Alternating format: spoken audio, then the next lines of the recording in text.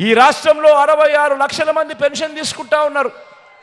అవ్వ తాతలు ఉన్నారు, వితంతు అక్క చెల్లెమ్మలు ఉన్నారు, నా దివ్యాంగులు ఉన్నారు. మీ అందరికీ కూడా వీరందరికీ కూడా చెబుతున్నా, వీరందరికీ కూడా చెబుతా ఉన్నా, కొంచెం ఓపిక పట్టండి, కొంచెం ఓపిక పట్టండి. జూన్ 4వ తారీఖున మళ్ళీ మీ బిడ్డ ప్రభుత్వం వస్తుంది, మళ్ళీ మీ బిడ్డ ప్రభుత్వం వస్తుంది. నా మొట్టమొదటి సంతకం మళ్ళీ వాలంటీర్ల వ్యవస్థ తీసుకొచ్చి ప్రతి ఇంటికి కూడా మళ్ళీ సేవలు అందించే కార్యక్రమం నా మొట్టమొదటి సంతకం చేస్తాను అని చెప్పి ఈ సందర్భంగా తెలియజేస్తా ఉన్నా.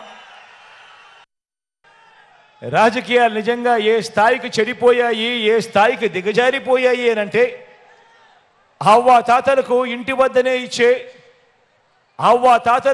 వద్దనే ఇచ్చే పెన్షన్లు తాము చెబితేనే చంద్రబాబు నాయుడు గారు ఆపించారు అని అహంకార ధోరణితో వాళ్ళ పార్టీకి సంబంధించిన ఎమ్మెల్యే అభ్యర్థులు మొన్ననే చూసా టీవీలో, రాజమండ్రిలో టీడీపీ అభ్యర్థి ఆదిరెడ్డి వాసు లాంటి వారు ఏకంగా ప్రెస్ మీట్లు పెట్టి మరీ చెప్పటం మీరంతా కూడా చూశారు. వీళ్ళ అహంకార ధోరణిని ఏ రకంగా వాళ్ళంతా కూడా సిగ్గు లేకుండా చెప్పుకుంటా ఉన్నారో మీరంతా కూడా గమనించారు. ఇంతటి దుర్మార్గం చేసినందువల్ల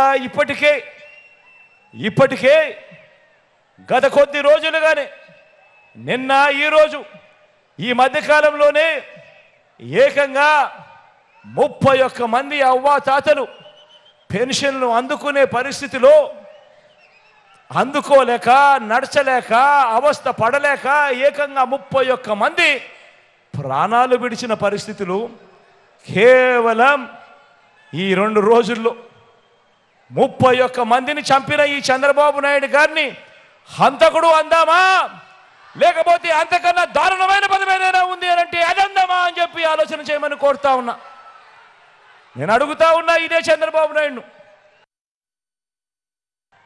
ఇది విశ్వసనీయతకు, విలువలకు ప్రతీకగా మనముంటే ఒకవైపున మోసాలు, అబద్ధాలు, కుట్రలు మరోవైపున ఉండి యుద్ధం జరుగుతూ ఉంది.